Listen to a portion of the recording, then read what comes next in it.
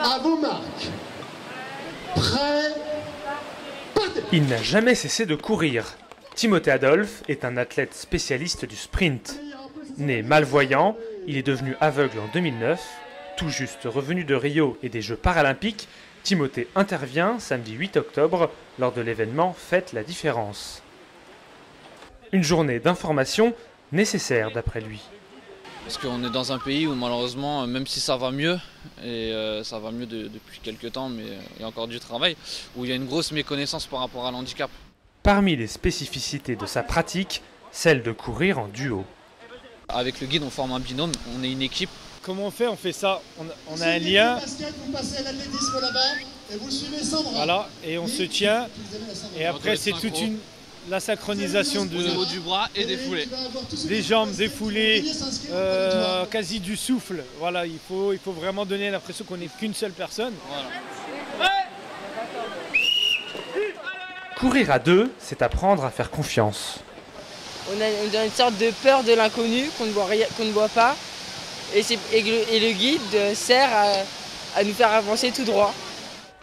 Au plus haut niveau, il y a bien sûr une complicité à trouver, mais surtout une condition à remplir. Sportivement, on a besoin de mecs qui vont très vite, parce que les guides doivent avoir de la marge.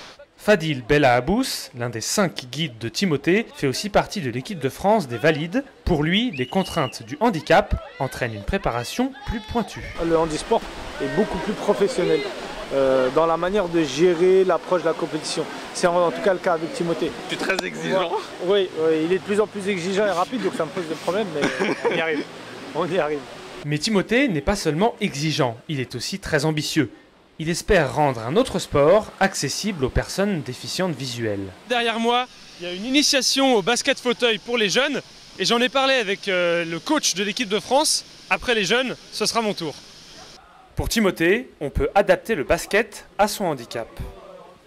Sur la base du cécifoot, un bip derrière, là ce ne serait pas le but, mais 2 enceintes derrière le panneau.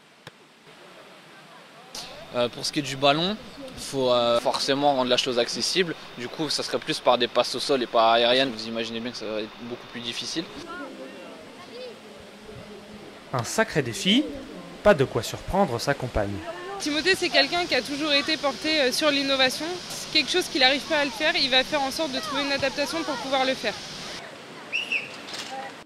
Après des premiers Jeux paralympiques frustrants, une blessure en demi-finale du 100, un empiètement sur la ligne sur 400, c'est vrai qu'aujourd'hui il y a beaucoup de négatifs par rapport à ces Jeux.